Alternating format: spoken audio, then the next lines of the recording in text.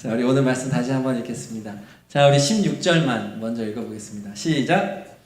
우리는 모두 그의 충만함에서 선물을 받되. 아멘. 자, 우리 여기서 이제 우리 계속해서 요한복음을 가고 있는데 그의 충만함이라고 합니다. 그 예수님을 말하는데 예수님이 충만함에서 선물이 있다 말합니다. 예수님이 충만해지면 받는 선물이 뭐냐면 은혜에 은혜를 더하여 받았다. 여러분, 은혜, 그냥 은혜를 받았다 하면 되잖아요. 예수님이 충만하면 은혜를 받았다 이러면 되는데 왜 굳이 은혜에 은혜를 더하여 받았다 이렇게 표현을 할까요? 오늘 이 말씀을 중심으로 은혜를 좀 나누려고 합니다. 먼저 은혜라고 하는 단어부터 시작해야 될 것 같아요. 은혜가 뭐죠? 값없이 주어지는 선물을 말합니다.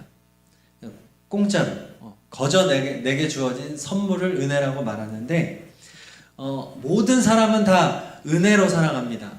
왜냐하면 태어날 때부터 영으로부터 시작하기 때문입니다. 내가 무언가를 자격이 있었기 때문에 내가 이 세상에 존재하는 것이 아니라 내가 은혜로 이 세상에 존재하게 되었기 때문에 시작부터가 은혜입니다. 그래서 우리에게 부모님을 통해서 태어난 것, 그리고 어떤 내가 지금 가지고 있는 어떤 육체 자체만으로도 다 은혜고, 지금까지 살아오는 과정에서 우리가 숨을 쉬는 것, 또 밥을 먹을 수 있고 또 소화가 되고 또 공부를 할 수 있고, 따지고 보면 뭐 모든 우리의 인간의 생활 자체가 은혜라고 할 수 있죠. 뭐 어떤 사람은 이렇게 말하는 사람이 있습니다. 나는 정말 치열하게 노력했어. 나는 남들보다 먹을 거 못 먹고 쉴 거 못 쉬고 놀 거 안 쉬면서 난 치열하게 살아왔어. 그래서 내가 지금에 이르게 된 거야 라고 말을 하지만 곰곰이 생각하면 그 사람도 그렇게 치열하게 노력할 수 있었던 은혜가 있어요. 그렇지 않겠습니까? 치열하게 공부할 수 있는 것이 은혜예요. 건강이 뒷받침이 안 되면 공부를 못하죠. 찢어지게 가난했다면 역시 그렇게 못했겠죠. 만약에 지적인 능력이 도저히 뒷받침이 안 된다면 역시 그 성과를 이루지 못했을 겁니다. 그리고 한국이 아니라 다른 나라에서 태어났다면, 가장 가까운 우리 북한에서 태어났다면 또 상황은 다릅니다. 곰곰이 생각하면 인생은 다 은혜라는 것이죠. 그래서 뭐 그런 얘기도 하죠. 우리가 감사해야 된다. 잘 곰곰이 생각하면 다 은혜니까 감사해야 된다. 그러나 우리가 은혜로 살아간다고 하지만 대부분의 사람들을 보면서 여러분들이 다른 사람의 삶을 보면서 은혜로 살아간다라고 느껴지나요? 많은 사람들, 여러분 자신도 참 대부분의 사람들을 은혜가 충만하구나, 저 사람 참 은혜롭네, 이렇게 보이지가 않아요. 그렇지 않나요? 우리가 가까운 사람들과 차를 마시고 대화를 할 때에도 대부분은 은혜를 말하지 않아요. 결핍을 말하죠. 우리 왜 그래? 그 사람? 이렇게 시작하지 않습니까? 직장에서 또 뭐 가정의 이야기라든지 뭐 대부분은 어떻게 얘기를 하다 보면 자꾸 결핍의 이야기를 하게 되는 거예요. 그래서 인생이 은혜인데도 불구하고 우리는 은혜가 부족한 삶을 살아가고 있다는 것입니다. 그렇기 때문에 오늘 말씀, 은혜에 은혜를 더하는 것은 절대적으로 우리에게 필요한 거예요. 이미 은혜로 살아가지만 우리는 다 은혜 없이 살아가니까요. 은혜를 저는 다른 말로 행복이라고 말하고 싶습니다. 우리는 사실은 행복할 수 있는 조건들이 충분합니다. 그런데 행복하지 못한 거죠. 대부분의 사람들이. 왜 그럴까요? 우리 인간의 마음이 곧 밑빠진 독과 같기 때문에 그렇습니다. 앞에 그림을 보시면 항아리에 아래쪽이 깨진 거죠. 그러니까 부어도 그대로 다 새어버리니 다시 비게 되는 것입니다. 이것이 곧 인간의 마음이죠. 전도서 5장 10절 있습니다. 우리 다 함께 읽어볼까요? 시작! 돈 좋아하는 사람은 돈이 아무리 많아도 만족하지 못하고 부를 좋아하는 사람은 아무리 많이 벌어도 만족하지 못하니. 16절이 아니라 10절입니다. 인간의 마음은요, 무언가를 이거는 꼭 돈만을 얘기하는 것이 아닙니다. 내가 무언가를 원하고 무언가를 좋아할 때 어느 정도 채워지면 만족해야 하는데 사람의 마음이라고 하는 것이 거기서 끝나지가 않는다는 거죠. 더. 부자들이요, 돈에 대한 욕심이 더 많습니다. 나누지를 못해요. 건강한 사람이 더 건강을 위해 길을 쓰고 살아갑니다. 명예를 얻어도, 권력을 얻어도 끝나지가 않아요. 계속 더. 우리의 마음은 이처럼 깨진 독과 같습니다. 자, 그렇기 때문에 오늘 말씀이 우리에게 주는 중요한 의미가 있죠. 은혜에 은혜를 더하여 받았다라고 하는 것은 곧 예수님이 충만할 때 은혜가 완성된다는 의미입니다. 그러니까 은혜에 은혜를 더하여 받았다라고 하는 의미가 은혜가 완성됐다, 이런 의미인 거예요. 그러니까 물이 끝까지 다 차한다는 거죠. 자, 그러면 질문이 생기죠. 우리가 인생이 밑빠진 독이라고 말했잖아요. 우리의 마음은 채워도 자꾸 새어져 나가고, 그래서 이 정도 하면 될 거라고 생각했는데 막상 그 위치에 나가면 또 물이 새어져 버리는 이러한 사람인데, 어떻게 예수님이 충만하면 우리는 다 찰 수 있을까? 요한복음 7장 37절 38절이 그 이유를 설명해 줍니다. 자, 같이 읽겠습니다. 명절의 가장 중요한 날인 마지막 날에 예수께서 일어서서 큰 소리로 말씀하셨다. 목마른 사람은 다 나에게로 와서 마셔라. 나를 믿는 사람은 성경이 말한 바와 같이 그 배에서 생수가 강물처럼 흘러나올 것이다. 아멘. 자, 마지막에 예수님이 뭐라고 말씀하십니까? 나는 어떤 존재다.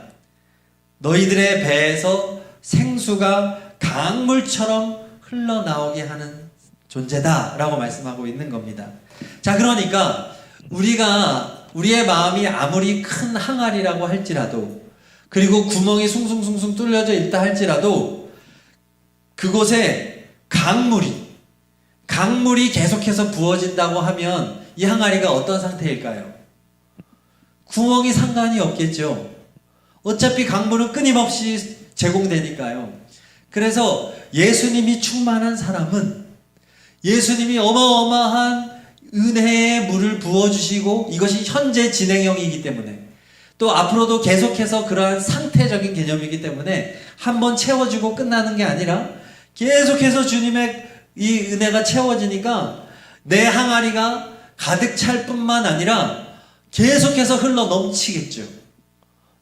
근데 이 예수님의 이 강물이 얼마나 많은지 나를 믿는 사람은 누구든지라고 말하는 거죠. 모든 사람들의 마음에, 깨어진 마음의 항아리에 담고 담아도 예수님의 은혜는 흘러 넘친다고 하는 것입니다. 할렐루야. 예수님 은혜에 은혜를 더하여 받았다, 그런 말입니다. 자, 그러므로 청년 여러분, 우리가 삶 속에서 느끼는 여러 가지 결핍들이 있을 겁니다. 나의 한계, 부족함, 나의 문제들이 있을 텐데, 그럴 때 여러분들이 어디에서 행복을 찾아야 하는지 오늘 말씀은 그 방향을 제시해 주는 거죠. 여러분들이 정말 지금 바로 다음 단계, 이번에 지금 이제 기말고사를 보겠죠. 기말 시험을 잘 보는 것이 지금의 목표일 수 있겠으나 시험이 지나가면 또 다음 시험이 찾아오는 거죠. 그래서 시험 자체의 목표를 가지고 있는 사람은 이번 당장은 열심히 해서 만족할 수 있겠으나 이 시험이 지나면 끝인 거죠. 또 사람을 통해서 나를 행복하기를 원하는 사람은 끊임없이 사람들에게 이 사랑을 갈구해야 합니다. 날 사랑해달라고 말이죠. 그래서 연애하는 사람들은 계속해서 연애하죠. 왜냐하면 그 맛을 보니까 한번 만족을 한번 해봤으니까 이제 헤어지니까 또 빨리 채워야 되는 거예요. 그런데 채워지지 않는 거죠. 그러나 오늘 성경은 우리에게 바른 방향성을 줍니다. 너희들이 진정으로 꽉 찬 넘치는 행복, 참된 행복을 누리기 위해서 필요한 것은 바로 그의 충만함이다, 예수님의 충만함이다 말하고 있는 것입니다. 청년 여러분, 날마다 예수님께로 가까이 나아가시는 여러분이 되기를 진심으로 축복합니다. 그것이 행복으로 나아가는 길이에요. 예수님을 더욱더 바라보시기를 바랍니다. 성경을 통해 예수님을 만나시기를 바랍니다. 여러분, 성경을 읽으면 다 예수님 이야기예요. 성경을 통해서 예수님을 깊이 생각하고 예수님이 행하신 일들, 예수님이 하신 말씀, 주님의 약속, 이 모든 것들을 늘 생각하고 예수님이 가셨던 길을 따라가시기를 바랍니다. 그 사람은 반드시 행복해질 것입니다. 그리고 예수님과 늘 대화하시기를 바랍니다. 기도하는 것이죠.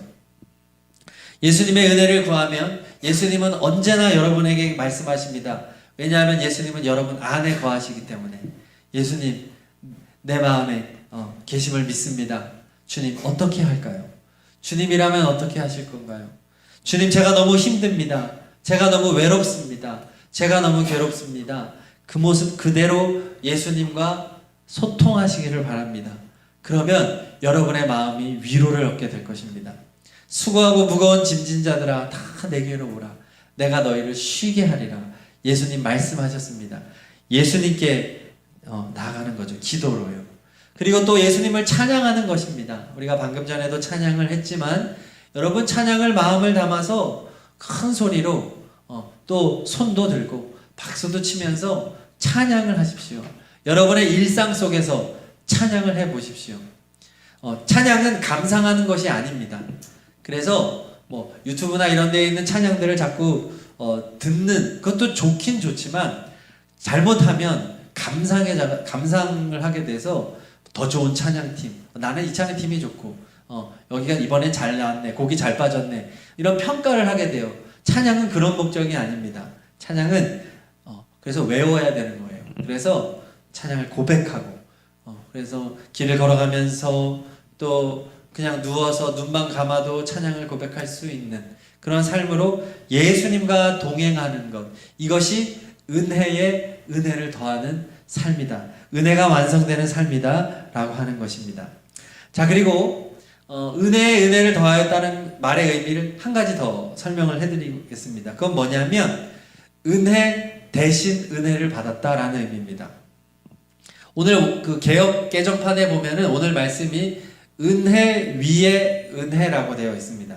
그런데 그 위에라고 하는 단어가 원래 안티라고 하는 그 헬라어인데 일반적으로 그 단어가 쓰일 때는 무엇 대신에라고 하는 의미가 있다고 해요. 그래서 우리가 읽는 새 번역에는 은혜에 은혜를 더하여라는 개념으로 해석을 했지만 원어적인 의미로 하면 은혜 대신 은혜가 더 적합한 거예요. 그렇다고 한다면 은혜 대신 은혜를 받았다.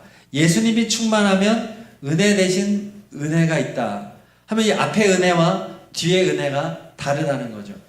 그것이 17절에 설명이 되어 있습니다. 오늘 17절 다 같이 읽어볼게요.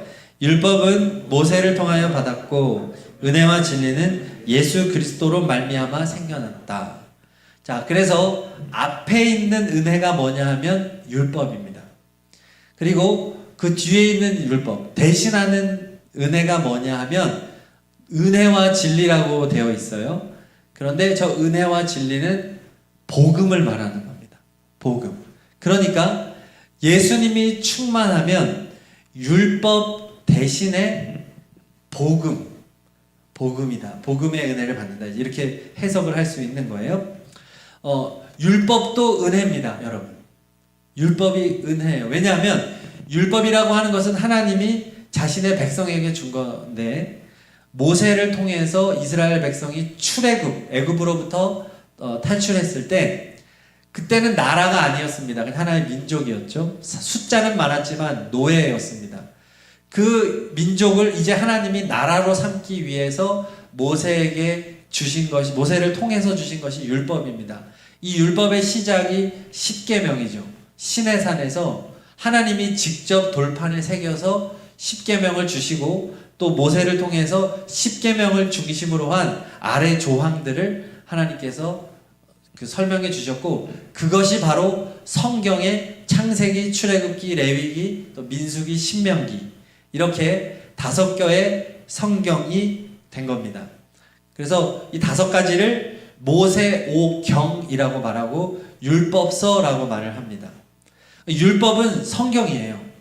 율법은 은혜임에 틀림없습니다. 이 율법이 주어졌기 때문에 이스라엘이라고 하는 나라가 시작이 된 거고, 하나님의 나라, 하나님의 백성이라고 하는 개념이 생겼습니다. 그러므로 여러분, 율법은 은혜임에 틀림없습니다. 그래서 우리도 율법을 통해서 하나님의 나라 백성이 되는 거예요. 분명한 은혜입니다. 그런데 율법에 문제가 있습니다. 로마서 3장 20절을 읽겠습니다. 시작. 그러므로 율법의 행위로는 하나님 앞에서 의롭다고 인정받을 사람이 아무도 없습니다. 율법으로는 죄를 인식할 뿐입니다. 하나님이 율법을 주셨는데, 십계명을 중심으로 한 율법을 주셨는데, 이 율법을 다 지켜 행할 사람이 한 사람도 없는 겁니다. 그 조항들을 하나라도 어기면 안 됩니다. 죽을 때까지요. 그런데 인간은 완전한 존재가 아니지 않습니까? 율법이 하나님의 은혜임에 틀림없지만, 이 율법을 통해서 누구도 하나님의 기준에 부합하지 못하는 겁니다. 한마디로 말해서 천국 갈 사람이 없다고 하는 겁니다. 구약 성경을 보면 실패의 역사입니다. 왜냐하면 율법으로는 의롭다함을 얻을 수 없기 때문에, 하나님의 구약의 율법을 가지고는 하나님의 기준에 합당하지 못하고 천국 가지 못하는 이야기들로 구약에는 가득합니다. 그래서 우리가 이제 주일에도 와서 이렇게 예배를 드립니다. 또 찬양도 하고요. 찬양팀으로 봉사도 합니다. 헌금도 합니다. 자, 그러면 우리가 그러한 행위를 열심히 함으로써 우리 구원받을 수 있습니까? 예배를 꼭 드려야지 천국 갑니까? 헌금 꼭 내야 되나요? 그러한 행위로는 구원을 얻을 수 없다는 겁니다. 그런데 구약의 사람들은 율법을 지킴으로써 구원을 얻으려고 했던 것이 문제였던 거예요. 율법을 어떻게든 잘 지켜서 하나님의 기준에 부합하려고 했던 것 자체가 그들에게 올무가 된 것입니다. 하나님을 잘 믿으려고, 율법을 잘 지켜 행하려고 하면 할수록 그들은 더 늪으로 빠져버리고 더 헤어나올 수 없는 그런 덫에 걸려버리게 되는 것이 결과를 낳게 됐죠. 예수님이 오실 당시에 이 율법을 사랑하는 사람들이 바리새인들이었는데 얼마나 많은 조항들을 만들었는지, 성경에 있는 율법도 많은데 거기에 뿌리 내려서 조항들을 얼마나 많이 만들었는지 기억할 수도 없어요. 그러니 지키지도 못하죠. 그렇게 많은 조항들을 만들어 놓고 이스라엘 백성들에게 이거 해라 저거 해라, 이거 하지 마라 저거 하지 마라, 얼마나 그들을 찍어 누르고 억압했는지 모릅니다. 그러니 예수님께서 이 세상에 처음 오셨을 때, 2000년 전에 오셨을 때 얼마나 종교 지도자들을 주님께서 욕하셨어요. 그걸로 구원받는 게 아닌데, 율법의 행위로 구원받는 게 아닌데, 이 종교 지도자들이 자기들의 탐욕을 채우기 위해서 그렇게 만들어 놓고 사람들을 다 찍어 누르고, 사람들로 하여금 다 헌금을 강요하고, 신앙을 생활이 아니라 종교 생활을 강요하고, 그래서 결국은 하나님으로부터 멀어지게 만들었던 것이죠. 여러분, 혹시 여러분들 가운데 율법으로 신앙생활을 하는 분들이 혹시 있는지 모르겠습니다. 예배를 드려야만 하고, 봉사를 해야만 하고, 헌금을 해야만 하고, 이거 해야 하고 저거 해야 하고, 뭐는 하면 안 되고, 술 입에도 대면 안 되고, 담배 피면 안 되고, 뭐 하면 안 되고, 뭐 믿지 않는 사람 만나면 안 되고, 이런 무언가의 율법적인 행위를 통해서 신앙생활을 하려고 하는 사람은 제대로 된 은혜 생활을 할 수 없다는 거예요. 그것은 구원에 이르는 길이 아닙니다. 그런데 예수님이 충만하면 율법을 대신하는 은혜를 주시는데, 그게 바로 복음이라고 하는 거예요. 이 복음은 무엇이냐? 내가 할 수 있는 것이 아무것도 없다는 것이 복음입니다. 복음은 예수 그리스도께서 다 하셨다는 것이 복음입니다. 예수 그리스도가 복음이에요. 여러분, 여러분들이 구원 얻기 위해서 노력하는 것은 다 쓸데없는 것들입니다. 예수님이 다 하셨기 때문에요. 예수님이 무엇을 하셨죠? 인간이 되셔서 이 땅에 오셨습니다. 그리고 우리가 해결할 수 없는 죄의 문제를 주님이 다 가지고 가셔서 십자가에서 우리를 대신해서 죽어주셨습니다. 그리고 3일 만에 다시 부활하셨고 하나님께 가셨죠. 여기서 끝이 아닙니다. 예수님은 우리에게 성령님을 보내주신다고 약속하셨습니다. 그리고 성령을 보내주셨습니다. 예수님을 믿는 자들에게 성령을 보내주셔서 성령님이 우리 믿는 사람들의 마음에 항상 거하시도록 우리의 마음을 성전이 되게 해주셨습니다. 그래서 성령님이 우리 안에 오시면 그분은 우리를 떠나지 않는다고 하십니다. 우리 안에서 성령님이 우리를 대신해서 일해 주십니다. 여러분이 노력해서 신앙생활 하는 게 아니에요. 여러분 안에 계신 성령님, 성령님은 곧 예수님입니다. 예수님의 영을 성령이라고 말하는데, 성령님, 예수님께서 여러분 안에서 지금 예수님이 일하시는 거예요. 여러분이 믿으려고 노력하는 것이 아니라 예수님이 여러분에게 믿음을 주시는 것입니다. 주일날 교회에 와서 예배 드리려고 노력하는 것이 아니라 여러분의 안에 계신 예수님께서 여러분들로 하여금 예배 드릴 마음을 주시는 것입니다. 그리고 여러분이 하나님의 말씀을 읽을 때, 설교를 들을 때 깨달음을 주시는 분이 여러분 안에 계신 예수님이십니다. 그분이 여러분을 통해서 교회 안에서만 일하는 것이 아니라 여러분이 교회를 벗어나서 이제 밖에 나가서 공부도 하고 직장생활도 할 때 그 모든 삶, 여러분 또 집에서, 가정에서, 삶의 모든 자리마다 예수님이 항상 여러분들을 따라다니시면서 예수님이 여러분들로 하여금 공부할 수 있도록 늘 지혜도 주시고 건강도 주시고 상황들 속에서 언제나 주님께서 여러분의 인생을 주님께서 이끌고 가시는 것입니다. 내가 혼자 살아가는 인생이 아니라 이제는 예수님께서 내 삶을 견인해 가는 겁니다. 견인차처럼 우리를 구원으로 주님께서 끌고 가시는 것입니다. 멱살 잡고 가는 거예요. 그래서 우리는 자꾸 넘어지고 실패하고 또 마음이 낙심하고 또 오늘도 이 시간 이제 안 나온 사람들이 요즘에 좀 많은데 우리 청년들 지금 막 방황하는 청년들, 지금 영상으로 듣는 청년들 그렇게 방황하더라도 또 다시 오게 되고 하는 이유는 그 안에 계신 예수님께서 그를 인도해 주시기 때문입니다. 그러니까 행위를 통해서 구원을 받는 것은 잘못된 것이고 구원을 예수님이 다 우리를 통해서 이루어 주셨기 때문에 기쁨으로 예배드리고 기쁘게 봉사하고 기쁘게 찬양하고 기쁨과 감사함으로 헌금하는 것, 이것이 바른 순서라고 하는 겁니다. 이것이 은혜로 살아가는 거예요. 예수님이 우리에게 이러한 법을 세워주신 것입니다. 이렇게 복음으로 살아가는 사람은 어떻게 살아가게 될까요? 은혜 위에 은혜, 은혜가 완성된 사람으로 살아가고 율법의 억압으로부터 벗어나서 자유로운 우리를 해방시키는 복음으로 우리가 살아가게 되니 가난하여도 예수님으로 충만한 사람은 부족하지 않은 사람으로 살아갈 수 있습니다. 왜냐하면 예수님은 나에게 만족을 주시는 분이시기 때문입니다. 그분은 비록 내가 가난하여도 늘 나를 돌보아 주시고 나의 생계를 책임져 주시는 분이시기 때문에 그렇습니다.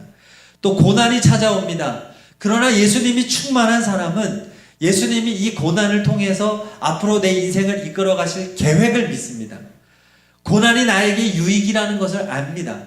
그래서 고난이 다가올 때 오히려 감사 헌금을 할 수 있게 되죠. 실패하더라도 예수님은 실패에 끝나는 분이 아니라는 걸 알기 때문에, 예수님은 승리를 주실 분이라는 걸 알기 때문에 실패해도 다시 일어날 수 있습니다. 또 몸이 약하더라도 낙심하지 않습니다. 왜냐하면 예수님은 나의 강함이 되기 때문에 그렇습니다. 나의 약함, 그럼에도 불구하고 나를 지키시는 강하신 예수님을 바라볼 수 있습니다. 그리고 다른 사람을 부러워하지 않게 됩니다. 예수님이 충만한 사람은 비교할 필요가 없습니다.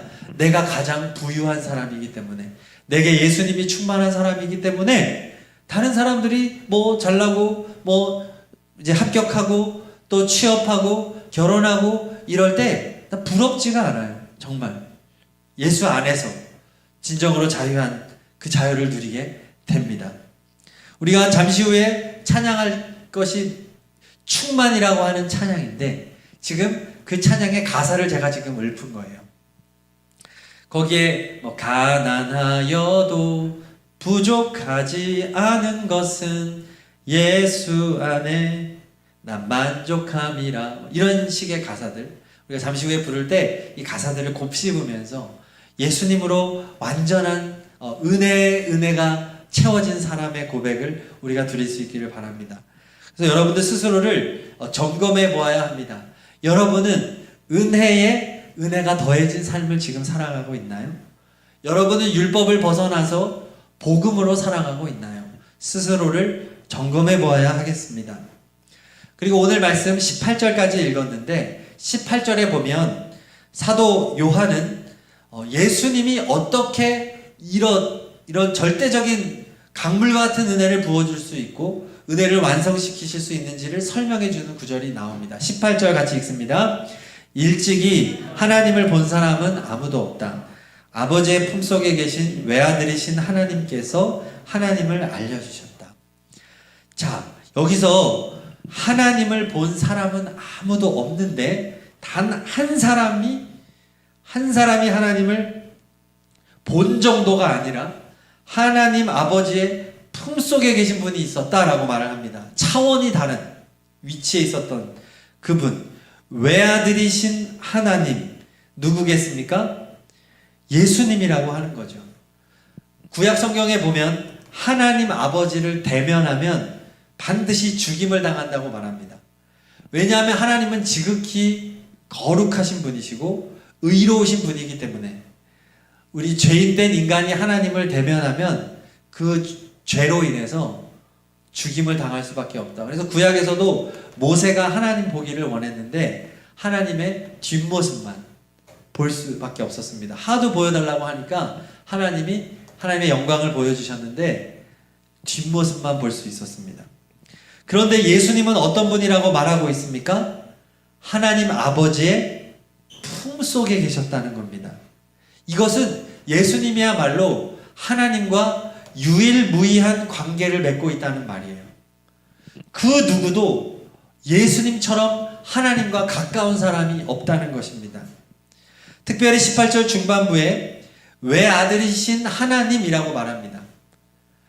외아들이신 하나님, 예수님은 곧 하나님이다 라고 선포하고 있는 거예요. 그러니 여러분, 누가 예수님을 대신할 수 있겠습니까?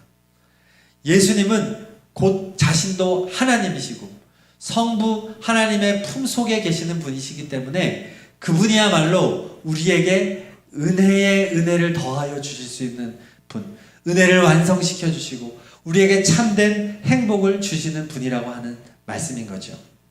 그래서 여러분, 예수님을 보는 사람은 하나님을 보는 겁니다. 빌립이 부활하신 예수님을 만나서 하나님 아버지를 보여달라고 요청했어요. 그때 예수님이 뭐라고 했냐면 요한복음 14장 9절 읽겠습니다. 예수께서 대답하셨다. 빌립아, 내가 이렇게 오랫동안 너희와 함께 지냈는데도 너는 나를 알지 못하느냐? 나를 본 사람은 아버지를 보았다. 그런데 내가 어찌하여 우리에게 아버지를 보여주십시오 하고 말하느냐? 예수님 말하는 거예요. 야, 너 나 봤잖아. 내가 그동안 사람들을 만나주고 내가 그동안 했던 말들, 또 내가 병자를 고쳐주었던 것들, 이 모든 것을 너가 보지 않았느냐? 그것은 곧 하나님이 하신 것이다. 너는 나를 본 것은 곧 하나님 아버지를 본 것이다 라고 하는 겁니다. 청년 여러분, 예수님을 가까이 하는 여러분이 되기를 축복합니다. 예수님과 친해지는 것, 이것이 우리 인생의 목표가 되어야 합니다. 그것이 행복으로 나아가는 길입니다. 예수님과 친해져서 하나님을 보게 된다면 우리는 완벽한 행복을 누릴 수가 있을 것입니다. 가난해도 괜찮습니다. 인생에 특별한 성취가 없어도 괜찮습니다. 합격 못해도 괜찮습니다. 우리 인생에 남들은 우리를 루저라고 말하고 실패자라고 말할지 몰라도 예수님과 친밀하게 동행하는 사람은 절대로 그렇게 생각되어지지 않는 완벽한 은혜와 행복 속에 걸어갈 수 있게 된다고 하는 사실입니다.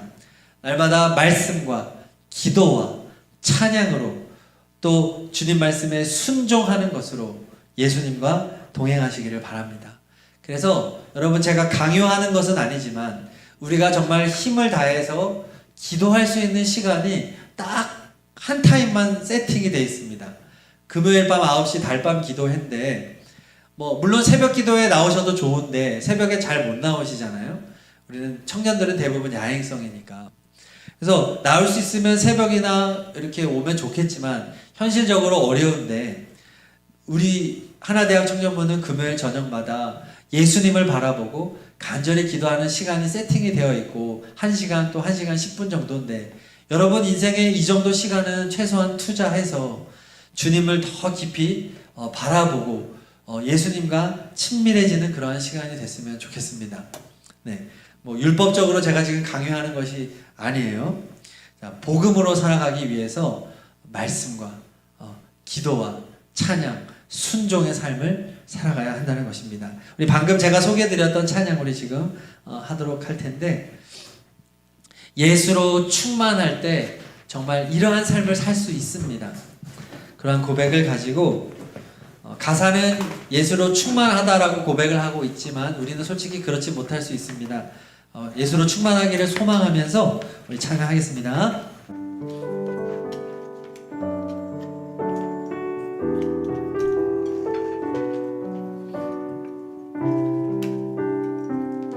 예수님은 은혜를 완성하시는 분이십니다. 무명이어도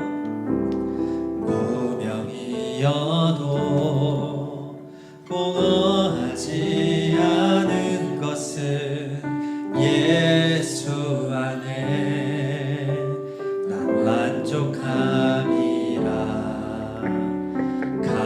가난하여도 부족하지 않은 것은 예수 안에 오직 나는 부요하니라.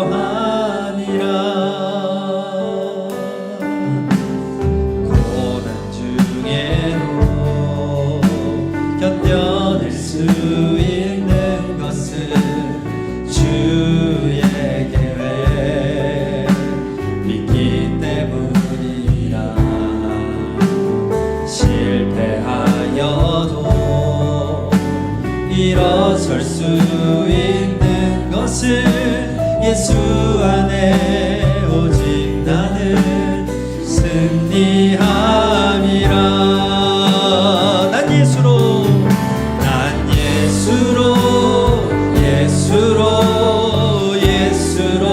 충만하네. 난 예수로 충만하네. 난 예수로 충만하네. 영원한 왕 내 안에 살아계시네. 내 몸이 약해도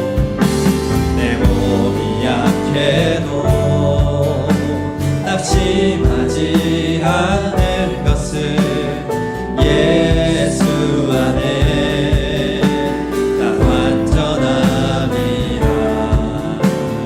화려한 세상 부럽지 않은 것은 난 예수로 충만함이라. 난 예수로 충만하네. 세상 모든 것들도 부럽지 않네. 난 예수로 충만하네. 영원한 왕 내 안에 살아계. 난 예수로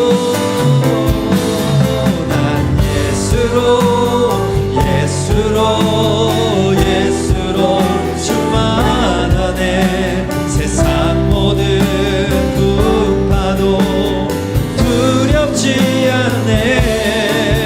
난 예수로 충만하네. 영원한 왕 내 안에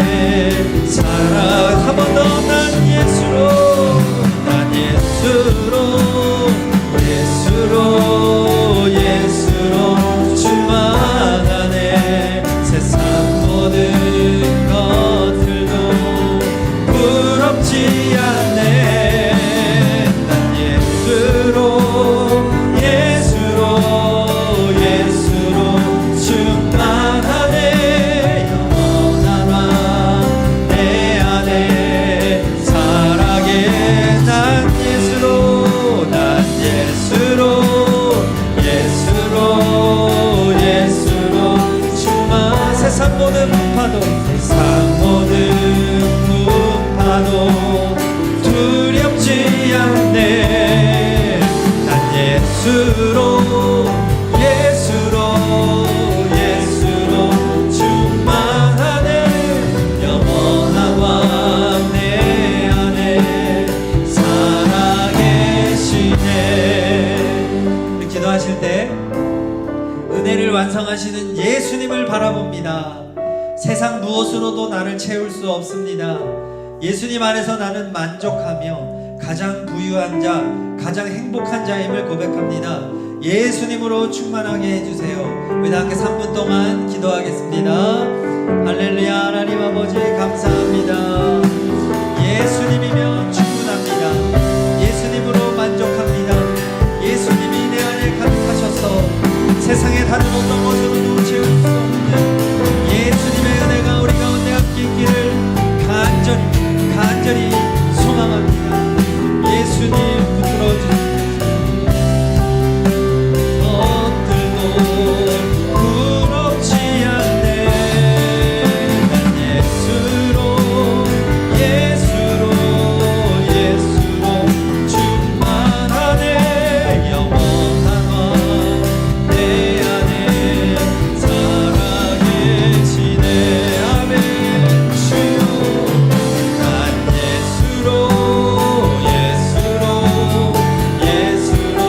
충만하네. 세상 모든 풍파도 두렵지 않네. 난 예수로 충만하네. 영원한 왕 내 안에 살아계시. 아멘. 예수님으로 충만하기를 소망합니다. 예수님으로 가득하기를 바랍니다. 예수님 한 분이면 족하다고 고백하며 예수님을 믿음으로 고백하며 살아가기를 간절히 원합니다. 예수로 충만하네.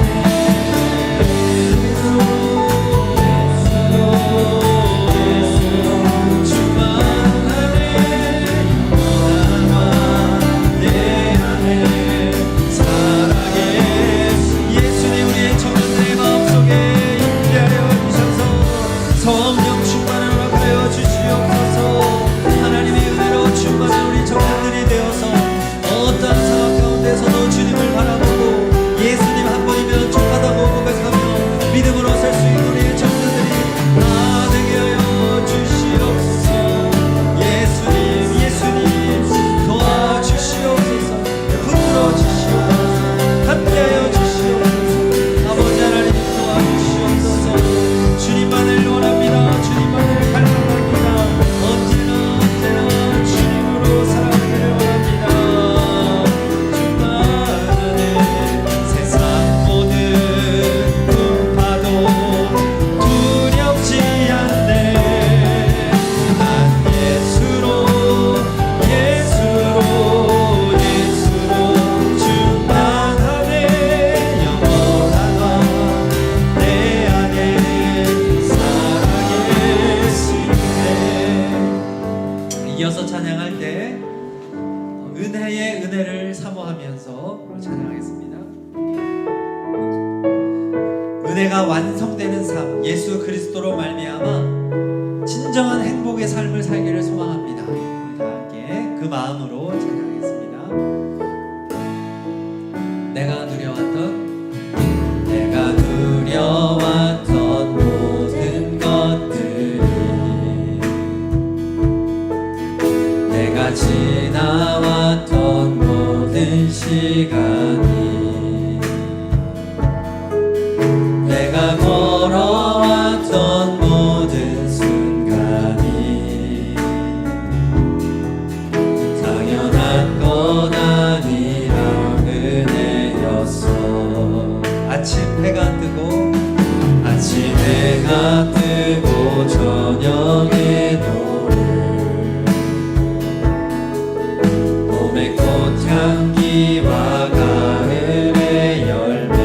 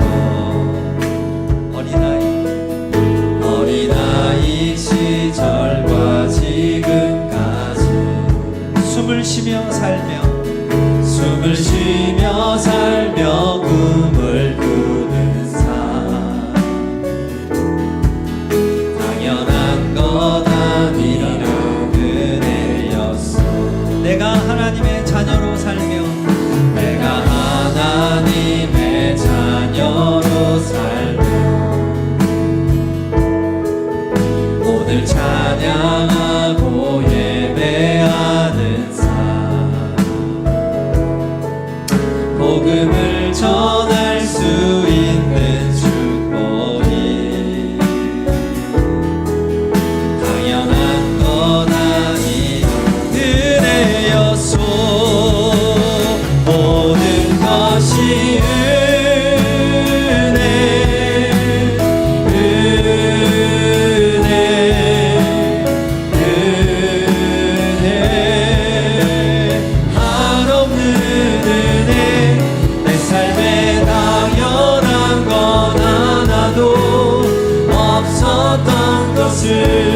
모든 것이 은혜 은혜 모든 것이 은혜 모든 것이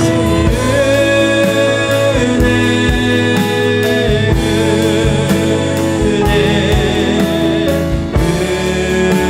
은혜 한없는 은혜 내 삶에 당연한 건 하나도 없었던 것을 모든 것이 은혜 아멘 은혜였소 모든 것이 은혜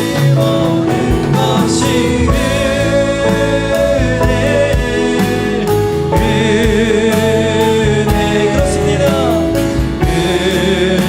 은혜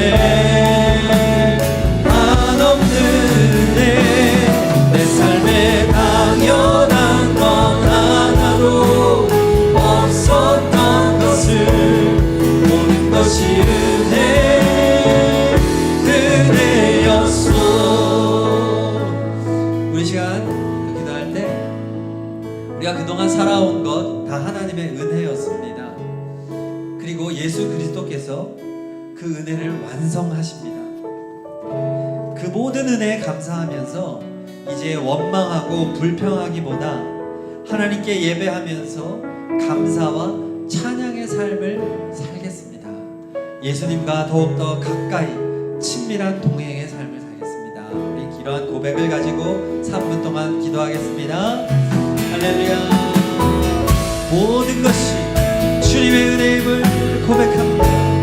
예수님, 내가 태어나 지금까지 살아왔던 모든 순간들이 하나님의 은혜였음을 고백합니다. 하나님, 내가 밥을 먹을 수 있고 하나님 소화가 되고 사람을 만나고 공부를 하고 일을 하고 아버지 때로는 어려운 상황이 닥치고 아버지 이 모든 것들이 다 은혜였음을 고백합니다. 모든 것은 하나님의 선물입니다. 값없이 베풀어 주신 하나님의 크신 은혜에 감사합니다. 아버지 감사합니다. 아버지 찬양합니다. 아버지 영광 받아 주시옵소서. 영원토록 하나님 찬양하고 감사한 삶을 살아가는 우리가 되기를 원합니다. 이제는 예수님께 감사하며 주님을 찬양하고 주님과 친밀한 동행의 삶을 살게 하여 주시옵소서.